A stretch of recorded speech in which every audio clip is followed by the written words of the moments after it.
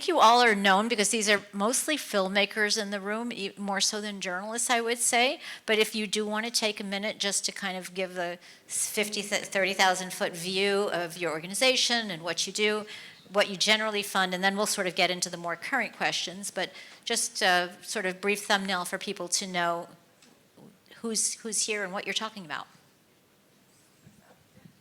Thank you. Yeah. Hi, everybody. My name is Maxine Franklin. I'm one of the co-founders of an organization called Doc Society. We are based in London, New York, with team members across Africa and Latin America. We really exist to champion independent non-fiction film. We run the National Film Fund in the UK, and we have a climate initiative that supports films and storytelling around climate justice, and we also have a recent fund that is supporting films and stories that are speaking out against increasing authoritarianism.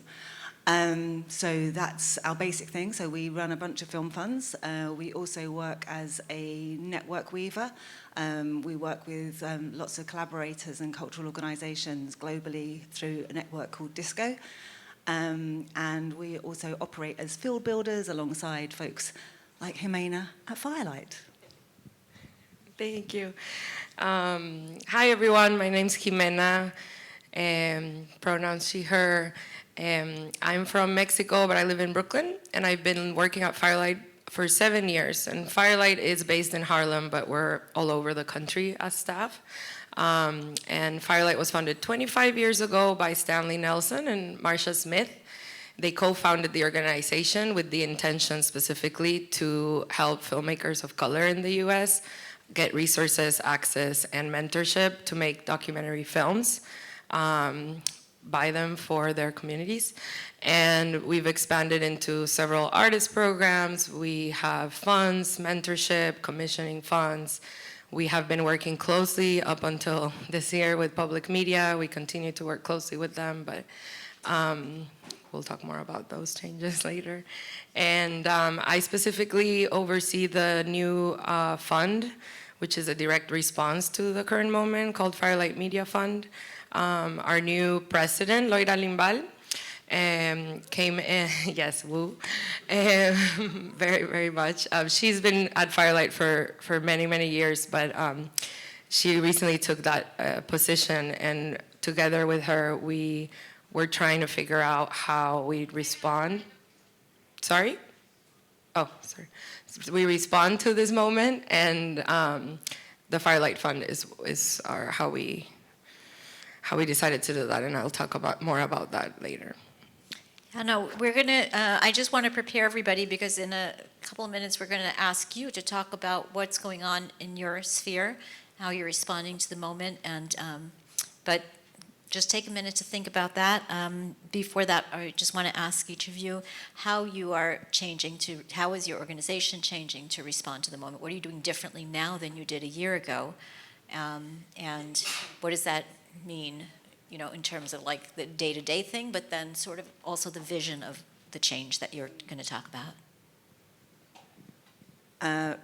Real talk, we've spent an awful lot of time doing compliance work, being a 501c3 in the US, and that has, you know, it's a lot. So we've been a bit kind of, I would say the first few months of the year, you know, very much driven by our board. We have been a bit put your own seatbelt on or put your gas mask on first before you can help others. And now we are redirecting some of our unrestricted funding and reserves towards filmmaking that is meeting the moment. So that really is the project of the Anti-Authoritarian Film Fund. I would say that's not just specific for US filmmakers or stories, and it speaks to filmmakers across the globe. We supported Lucrezia Martel's film Nuestra Tierra recently, which I think very much speaks to sort of land rights, tenure, and erasure of indigenous communities across Argentina, across generations. And I think those are the kind of the stories that we're still looking to support, and definitely stories that can speak transnationally. because this isn't a struggle that we're facing alone. Others have faced it before us, and sort of how can we understand our own stories better?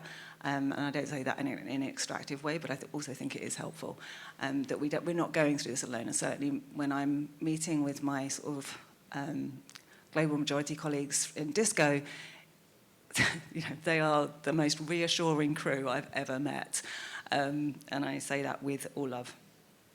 So yes, I would say trying to release unrestricted funds out of the organisation to get into community, both in terms of funding production, knowing that has been dragged out, as well as funding different distribution experiments. And I think obviously, Jimena mentioned PBS, and I think that's one huge loss. And I think also, we're seeing increasingly that commercial broadcasters or commercial streamers are definitely, obviously, have been for some time veering away from anything around social justice or politics, and I don't see that sort of changing particularly anytime soon. So how can we sort of, we're tiny compared to them, but how can we step up at least, in ways that we can, and try and sort of make these stories and films really kind of stand out to give ourselves and others courage. Jimena? I love that, how you phrase that. Very similarly, Firelight has always had a very close relationship with the filmmakers we work with. Artist support is very much at the core of what we do. Funding came later. First, March and Stanley were very focused, very clear about the fact that this documentary filmmaking independently can't be done alone. And so a lot of our programs are already designed in a way that we are constantly hearing, sometimes too much, about what the filmmakers need and what they want. And all of our staff also are artists for the most part, so we also get it in that way. Right. So luckily that allowed us to have a very, very clear idea in the pandemic and also now of first knowing okay, let's ask them what they actually need now, but also already with a really good sense as to what it would be, which is direct, unrestricted funds to make work. And so when we were faced with the defunding of a lot of our budget from public media, CPB closing down, and other funds from public media, the Loira and the team were very clear that what we needed to do with whatever money we had left and we could fundraise was immediately put it out the door, because we didn't know how long we could be open. Right. And so it's, I think it was Sonia Childress who said, we're writing it down to the sunset for her work with what she does with Color Congress. And I love that, because that's kind of how it feels sometimes. But it's been really moving, because designing this Firelight Fund, which is very similar to Maxine's description of their fund, is really to address, we know our communities are in the front line of these issues. We know that there's storytellers that want to do it in a way that doesn't rely on being controlled creatively or financially, and we trust them because we've worked with them, that they're the best ones to tell those stories, and that they need already money, and that they'll do it with whatever they can. And it was very shocking, because we got 600 applications in 1 month that we opened the fund, and we can only give out 15 grants of up to 50K. 1.5 or 5.0? Sorry, you said we can only 15 projects, 1.5. 1.5 of 500 out of 600. Almost 600, yeah. Okay. So that's that's a tough I'm reality not good check. at maths. Yeah. But it's low.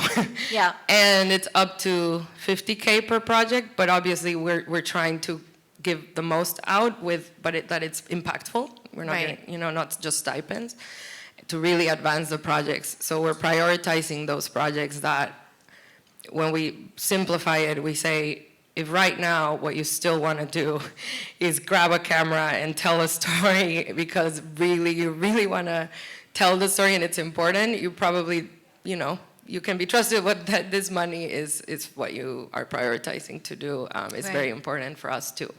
And it's all ranges, like journalists, multidisciplinary artists, but there's a wide range of stories, diversity, and artistic approach. It's not just the social justice-driven film, so, but it is at the core an ethical, like very clear stance of these issues. So it's very humbling. Yeah, you both were talking about, in a way, the difficulty of the commercial landscape, and I know you have a variety of criteria as you're judging applications, and we talked yesterday here about the challenges of distribution and new models of distribution and all. So there's this question of like, there's like this, the artistic merit, the social justice merit, et cetera. How much does like the distribution piece of that figure into your decision making when you're considering proposals?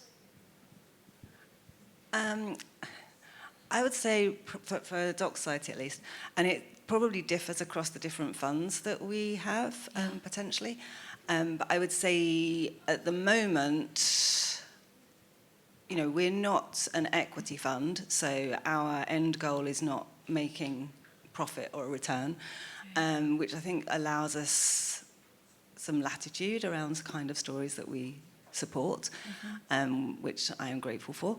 And I think we probably are driven more by, do we think that this is a story that's needed for this time, and do we think that this could generate meaningful conversation, more than we are about actually what the end goal for distribution is. Right. And I would say that's may have to some degree been a truth for some time, even though we've supported films like Knock Down the House, Citizen 4, Petra Costa's films, so multiple films that have that reach huge audiences and have accolades, but we've also supported amazing stories that end up on radios or for radio broadcast in Mexico and across Latin America that have actually had such meaningful change. So I think it really sort of kind of each story can find its own pathway, or you can support it in finding its own pathway. It's not going to happen naturally. Yeah, it's the same. I think we both work with very similar filmmakers and support sometimes the same filmmakers, and it takes several funders for a film to be made independently. So we are looking for filmmakers who have clarity of who their audience is and who they want this story to reach.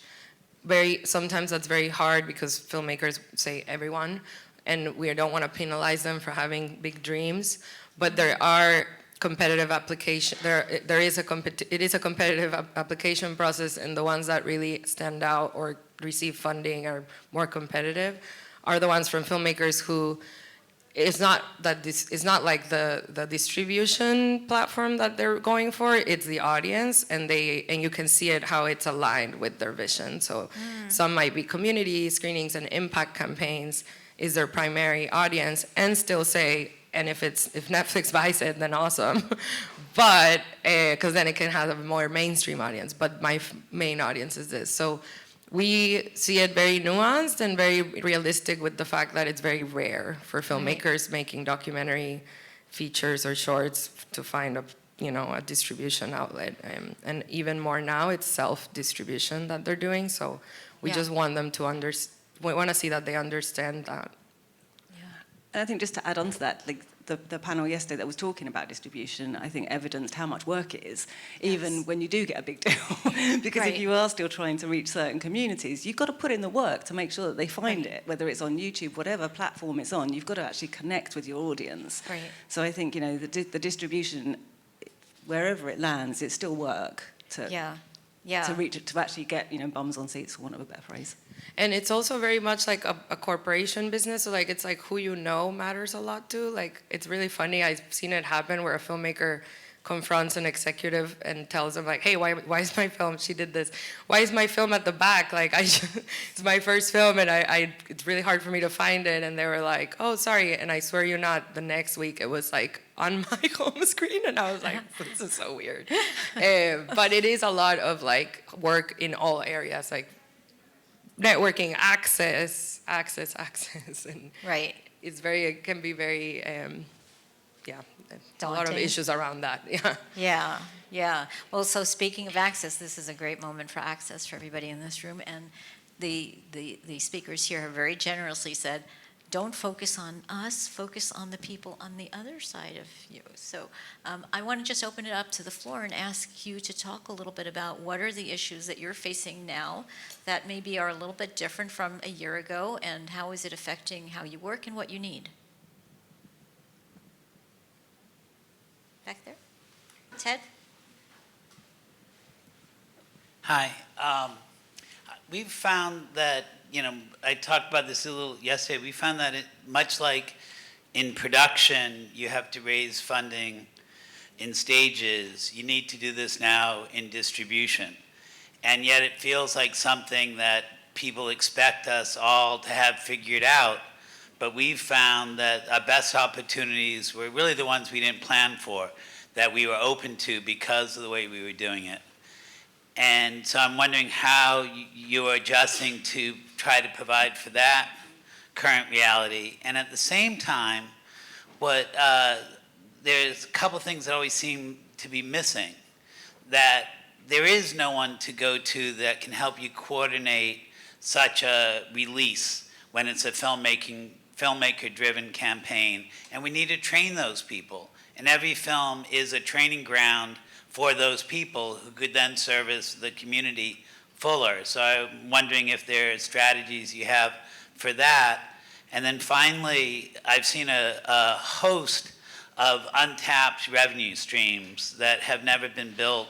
The infrastructure has never been built for it. Easy things, saying like a college film tour. We were here at Johns Hopkins while we were on our festival tour 2 years ago. And we were able to raise a considerable amount of money by doing a college tour along with our festival release. Filmmakers have been doing that, but all that institutional knowledge has never been captured because there's never been a structure that we could pass it down, what we learned to the next. So I also wonder, are there plans that you have at your entities to help capture that institutional knowledge so it can be shared with the community? Great question. I mean, great questions from Ted Hope, from the great Ted Hope. I would say, like, from our perspective, and I can only talk for Doc Society, which we've always been very impact driven, and so to those community elements, we kind of were part of developing the Global Impact Producers Alliance, who supports, thank you, and through them we have released a impact field guide, which does do some of those things because it talks about distribution, but very much distribution with impact at its heart, and that being the end goal. We're just in the process of updating that and re-releasing, which should be out. We're re-releasing the impact field guides and Safe and Secure, which is a security checklist for independent filmmakers. Both of those are being updated and to be released in March of next year. So that for us is where, on the bigger piece scale, that's where that piece sits.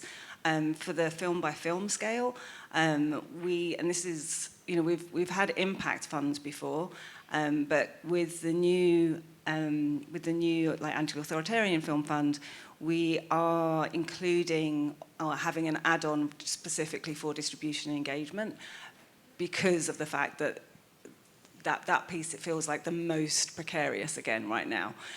So we haven't done that for some years, but that has been a recent add-on. So we've it's going to be project specific, but we're looking at about probably production costs, maybe 100 and 120 with an additional 30 to 50 for engagement and distribution costs at the end. Knowing that, again, that's not going to necessarily be sufficient, but hopefully it can help build. And the idea being, again, that anything that we learn, we can then release.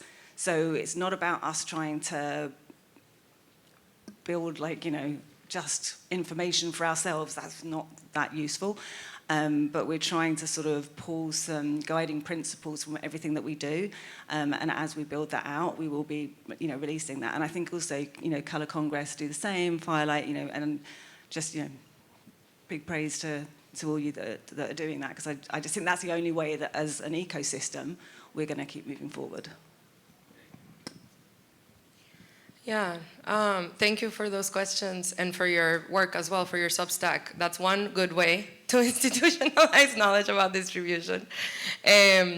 Distribution Advocates is another amazing group that if you're here as a filmmaker in the audience, you should know about, and they're doing podcasting and Substack and different experiments and partnerships.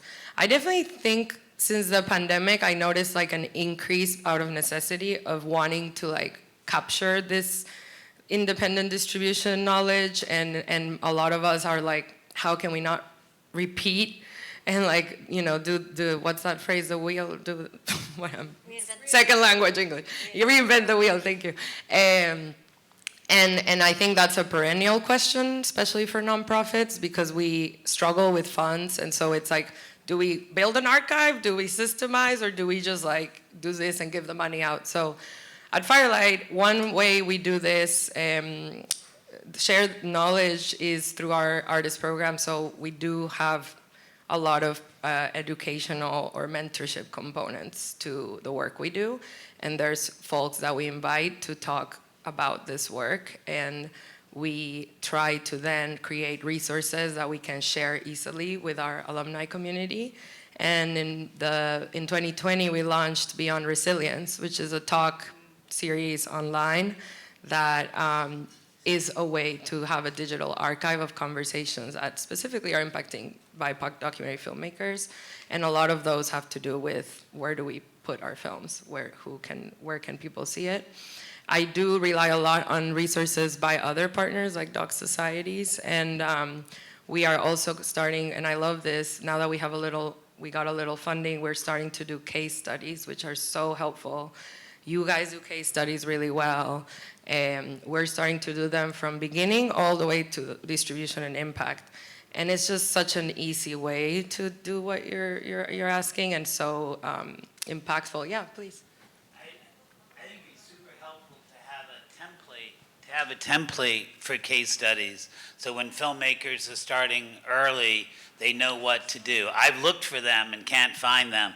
You know, like trying to do our case study. Do like, you mean mine's a just sprawling. template on how to do a case study? Yeah, like what is the actual helpful information to gather and to share? What are the things that we can test and share? Yeah. You know, like all of the details, not just the metadata, but also That's like. interesting. Like the process of how, because there's probably more we could have shared. We could have, if we knew we could have captured that information. Yes. And I looked for it, and nobody has a template. They're all different. Yeah. Whenever you find, I should point out that we did compile 82 case studies that we put online on the newsletter. So well, there's hopefully a lot ours that's are out there. included because they're new. Hopefully ours are included because they're new. And they're very relevant to a lot I'll make sure. Yeah. Yeah, thanks. But, you know, the person that is doing it is one of our filmmakers who, back before this whole thing happened, was already self-distributing, Jean-Pierre Reggie, and he did Duty Free. And he was, during the pandemic, he went a lot of talking about his process and self-distributing because nobody was seeing a lot of value in his film. And he's actually the one we hired as an alum to lead the case studies. So he's working with the filmmakers, he designed it, and it's very collaborative. So the filmmaker will tell them like, this is, and you know, most of the case studies that we do are also filmmakers that already think in a way that will allow it for the case study to be very rich because they are very like grassrooty, like they know what information, they're not like just commercial. So that helps. Some people already just do it because impact is at the core, yeah. But we definitely need more resources to be shared and not duplicated, but yeah. So and I just have to give props to Firelight for supporting that film because if you haven't seen it, it's such a beautiful Songs from a film. Hole by Contessa Gales. It's on Netflix. That happened at the end. We know a lot of times that Wait, you could get a microphone. Yeah, because we want to record it. we know a lot of times that we're looking for funding from some companies that just don't have the funds, but they may have the marketing materials that you need. Like for our film cycle, we've been like trying to find a bike company that we can connect with to get bike lights for safety for kids. So like, what kind of ideas do you have as far as that is trying to build those relationships with companies to get, sponsorship instead of funding. I will say that's not something that I do directly, but if you haven't spoken to them, you should speak to the Bicycle Film Festival, because they would be perfect for your project, because they also they have a lot of sponsorships as well, specifically around biking, and I can connect you to the guy that runs that, just on that particular project. More broadly, I'm not hugely across sponsorship, so I'm probably not the best person to answer that question, I'm afraid. To understand your question is, how do you start to pitch a type of sponsorship deal? Is that? Well, how would you better leverage your film? How would you better leverage your To film? build a relationship with a company like that? That's really a good question. I don't know if I have like the direct answer, but from the filmmakers that I've worked with who have landed sponsorships like that, and it's usually folks doing impact campaigns. So like they're folks that are already like you thinking outside the box in terms of who can be who's their people for the film, and it's really relationships and like being in the, for example, what I would say to a filmmaker in a meeting is, have you been to that company's events and like introduce yourself and talked about your film? Because if you don't have any in, then all you can do is just be part of the community somehow, and you are. It sounds like that film is because you ride bikes, and it sounds like you already are. So you could personalize it as I'm a member of your community. This matters. By the way, I made a film about you, our community, and your work. If it's of interest, can we have a conversation? I think it's being able to own that your work matters, and then also like have a relationship with the community helps a lot, rather than transactional type emails. You know what I mean? And the Bicycle Film Festival is really cool. They have it in Mexico City. I've been, yeah. I mean, if anyone else here wants to answer to him, because I know other people might be in sponsorship deals. Malkia, I think, had a question. Yeah. Hi. So in terms of what's going on, I'm someone who has 2 first feature docs kind of in post-production. And I think for a while I thought if I can just get it in the can before the moment passes, I'll be able to get funding for post. And the reality now is that post-production is just going to drag on for a bit. It's happening, and but it's just going to, we realize it's going to be longer, it's going to be slower. So I've been thinking about not a new idea, but I remember there were filmmakers I looked up to in the 90s who would kind of always be showing not necessarily a new cut of the whole film, but some new scene, some new segment, like just having fundraising events all the time with little new bits that were edited because they didn't really have what they needed to get to a full cut at the time.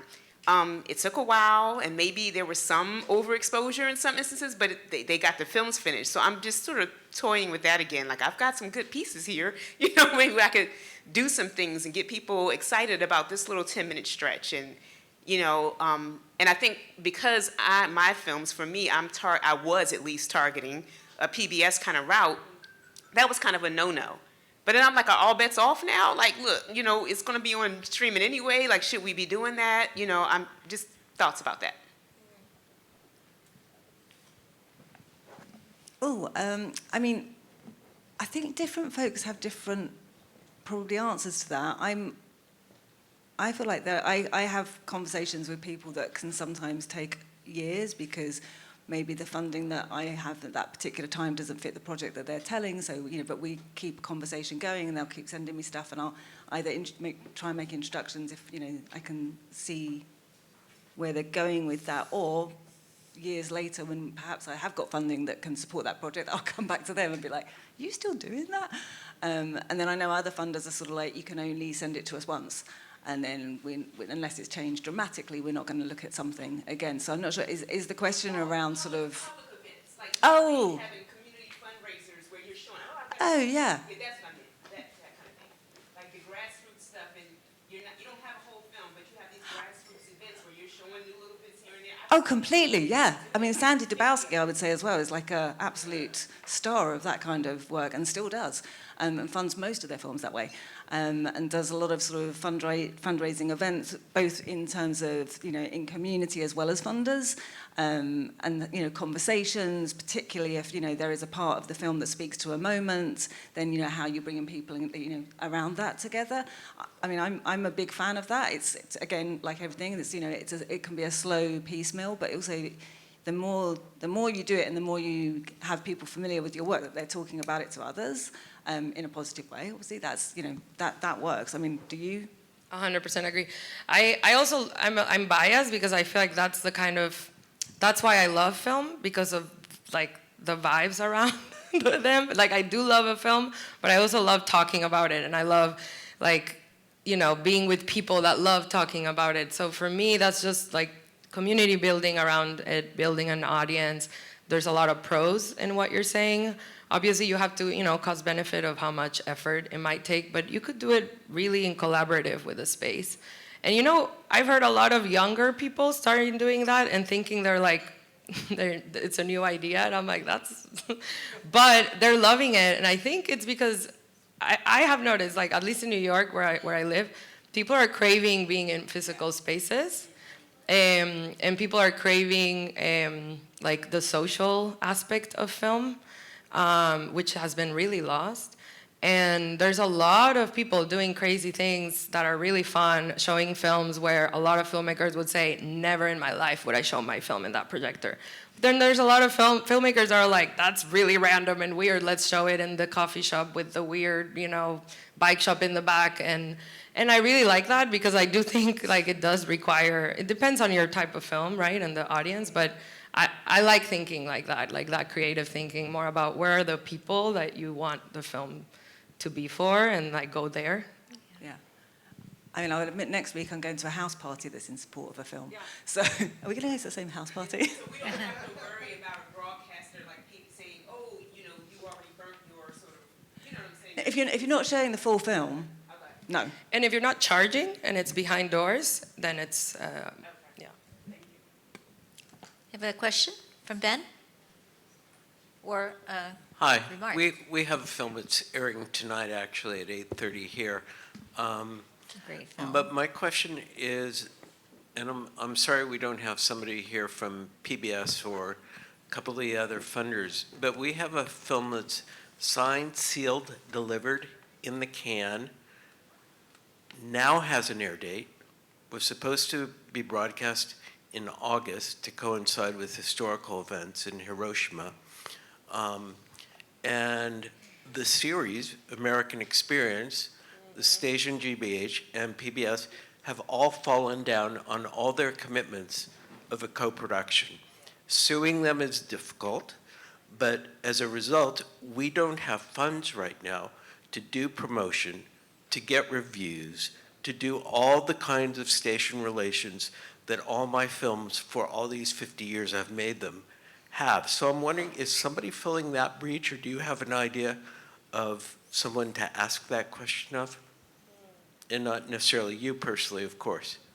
I mean, I can tell you what I know. Firelight works very closely with American Experience. Stanley's films, like yours, have gone through a career in public media, and he wrote for the New York Times recently, himself even questioning, like, do I still make, do I even still have a home for my films? Right, no, I read. At this age, right? Yeah. So that's all very fair questions.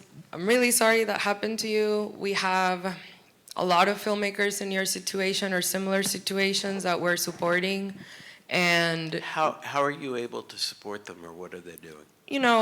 It goes a long way to, we have funded most of their work through our program. So if we are supporting them, it's because we already either funded them or commissioned them. And we're not the only funders. We're probably a small portion compared to the producers or actual other funders. But how we support them is trying to figure out what ways they can leverage to be able to earn back their own credits, ownership of the film, and ideally get paid, right, for what they were contracted to get paid if But they are But if owed. they're made for PBS, there is absolutely no possibility of that. Yeah, every The situation. series, the station, and the Right. network even Yeah. will not give you back your film, even if they decide not to Yeah. air it. And that's ironclad language in the contract that we spent thousands of dollars trying to Yeah. change. But there's no way. Yeah, do you know about the group of filmmakers that are kind of organizing around this? There's I'm trying to think of the name, but I can find you and tell you later. Because there's also like, you know, it's so complicated system. I still am trying to understand it after years, but my colleagues who work directly with the PBS partners know it very well, and there's a lot of people in there that are trying to help and are in very difficult situations. So we are talking to them to try and see how they can help us, but also there's a lot of things that are being done without filmmakers' consent that our filmmakers are starting to realize we need to call attention to our materials being taken down for censorship or our films being shelved and not telling us. So I feel like it's an all front, and there's filmmakers organizing around it. And I know that there's folks within these organizations like POV or ITVS who really are trying to step up for the filmmakers as much as they can. So yeah, I'm really sorry if that's the situation. I mean, I'd only say, and again,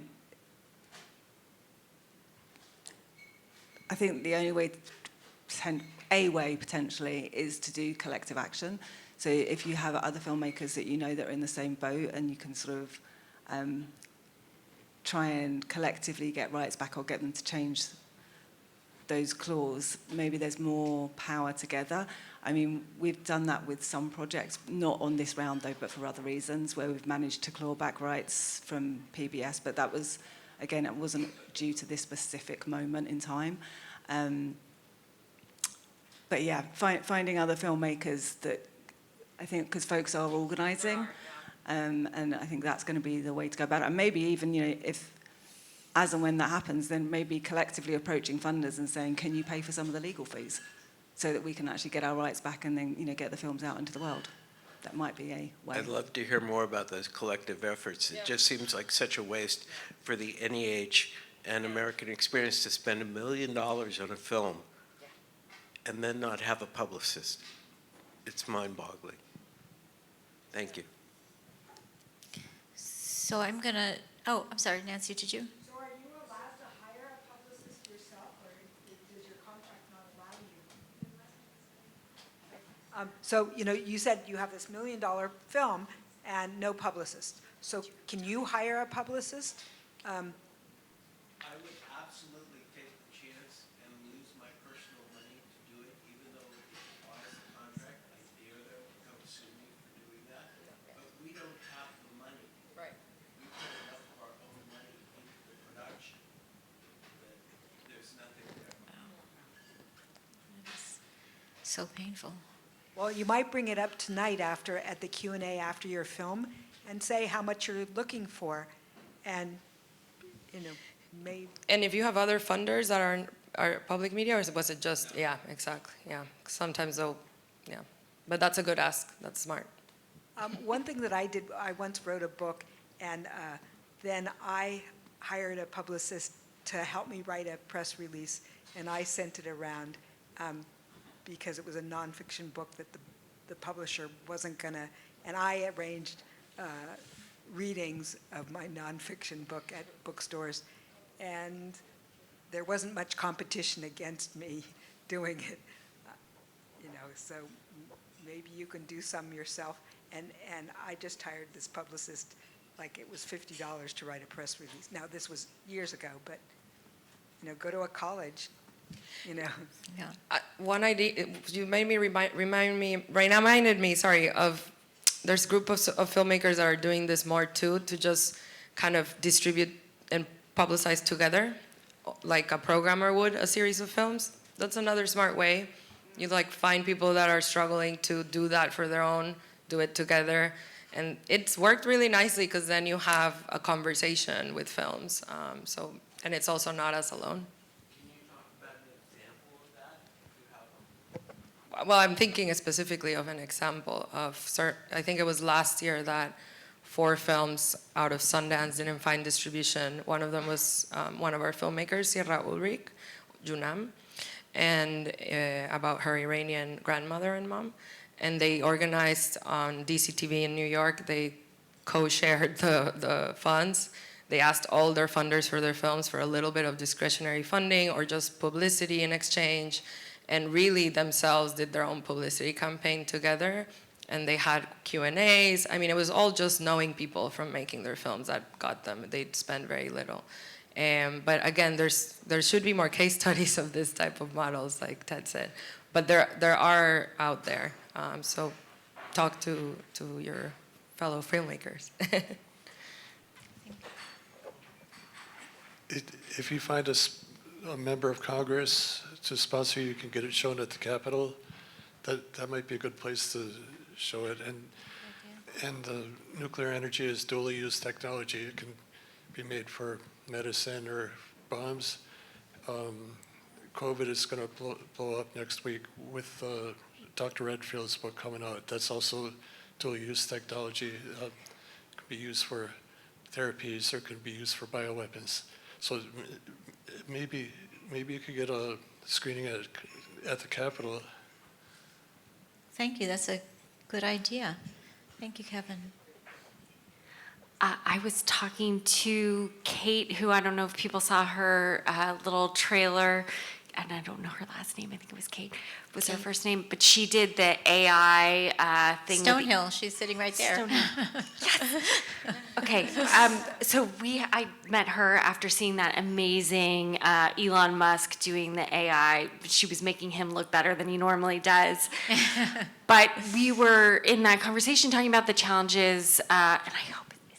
I don't know if it's okay for you, just shut me up if I should shut up, but the challenges in finding insurance and just in general, a lot of, after making films and projects for 20 years with E&O insurance, all of a sudden these people that used to are just saying, no, we won't do things, or they're gonna charge a $300,000 deductible, just wildly not reachable for independent filmmakers.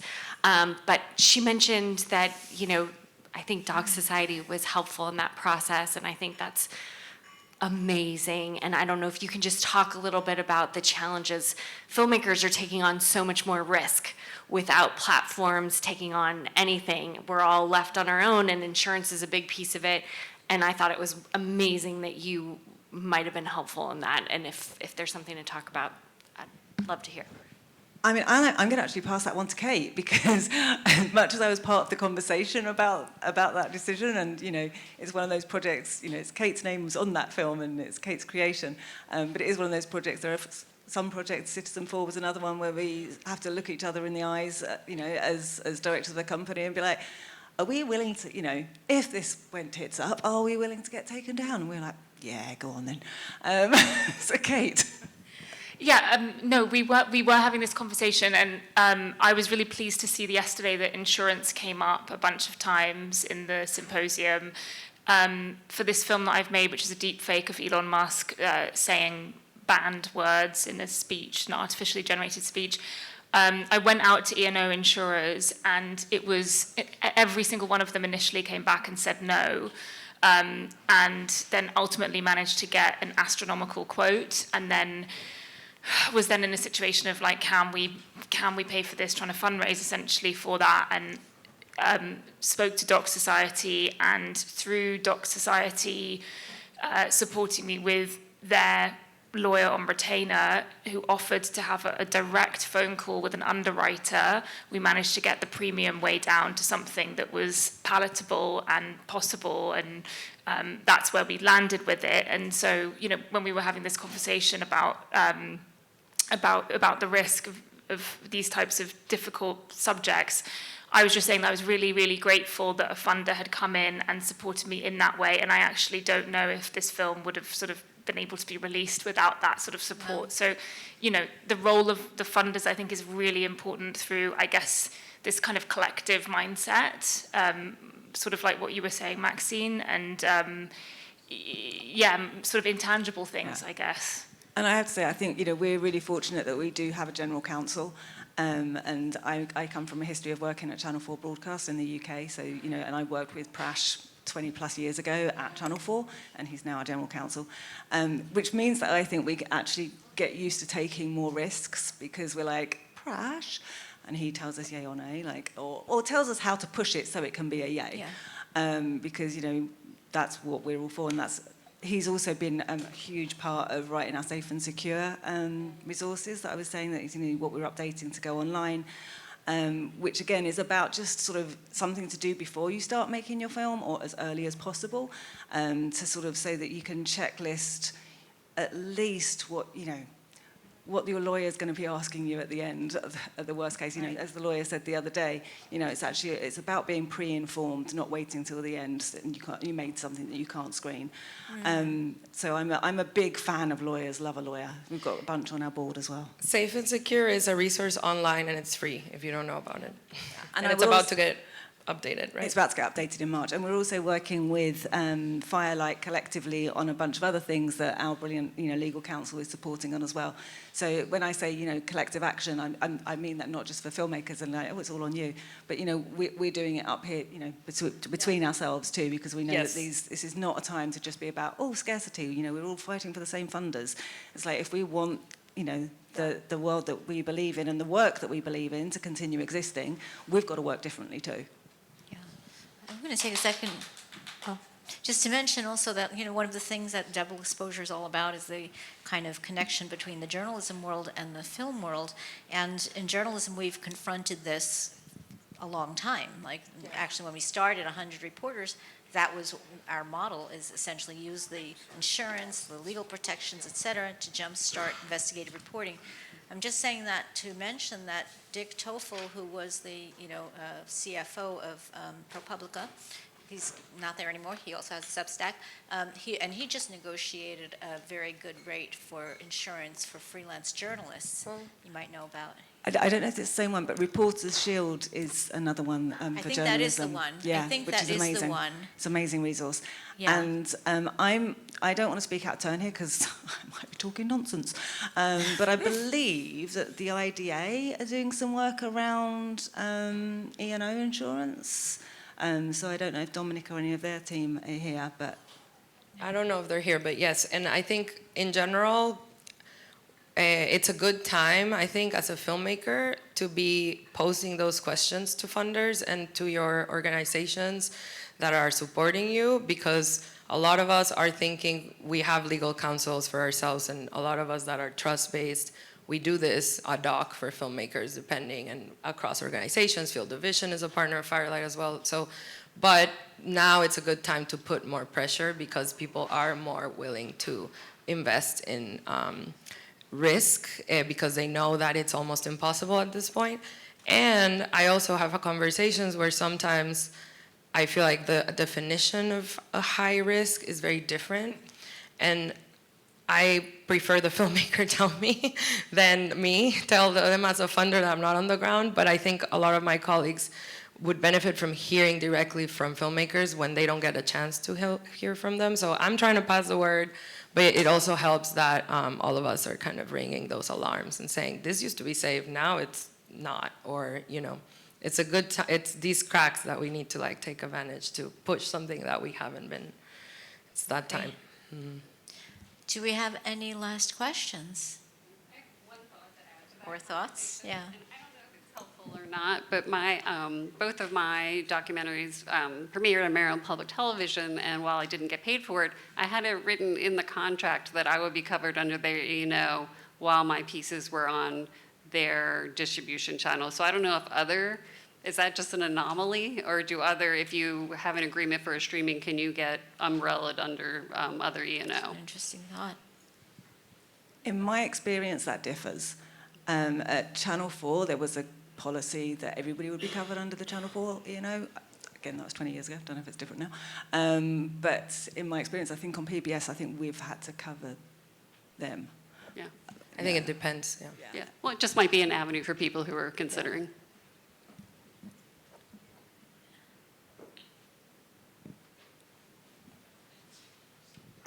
Ted said he wanted case studies. I thought, why can't people just submit case studies to an archive, and then the first people that submit them will get lots of people to view their case study, and that's an opportunity for publicity.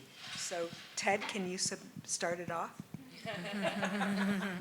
He needs a template first. All right, that's on We can you help guys. with that. Any last things that you guys would like to say? I mean, hilariously, this is a weird thing to say. I mean, it's times like as bad as things feel right now, and they do. And you know, I also do believe that we can't give in to this. We've got to step up, and whether it's about finding different language that you can utilise. Even the other day, I was talking to somebody in a car, and they was like, "Well, don't use anti-fascism when you're talking to funders. Like, you know, just say anti-authoritarian." And I was just like, "Oh, right, okay." So it's like, you know, huh? Do you know what? I don't even know her name, and I'm not sure I would have told you anyway. But I actually don't. No, I think it was more that they were a politician. But it's just sort of like, you know, actually we've got to use, you know, somebody was talking about earlier about how language matters, and unless we're saying things, you know, we've got to speak up, because it's the only future we have. And I'm a big believer that media actually is a huge leader of culture, and you know, I'm just going to say, you know, Steve Bannon believes that too. So I think, you know, the right are really pushing. They are putting money into this, and we are really losing that argument. And so I think, you know, as much as we can step up, I think we should. So, and also, just like, I really appreciate and respect every filmmaker that does this as well, because, you know, as funders, we're one step removed, and you know, we're also not going to be the first line of fire if somebody comes after your film. And I've had filmmakers that have been, you know, sued and taken to court, and it is unpleasant. And you know, we back them as much as we can, but just respect to everybody in the room that's doing the work.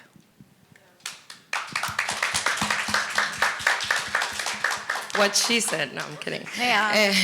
Well, I think, you know, it's really inspiring to, in a way, I on the one hand, it's like, to me, heartbreaking that you have 600 applications for 15 And that's grants. normal in our world of organizations, but Right. it's not, shouldn't be. Is that an increase actually in numbers? For us, Like, it is an increase it's an because we increase. expanded the criteria. Mhm. Right. I mean, I find that heartbreaking and inspiring also.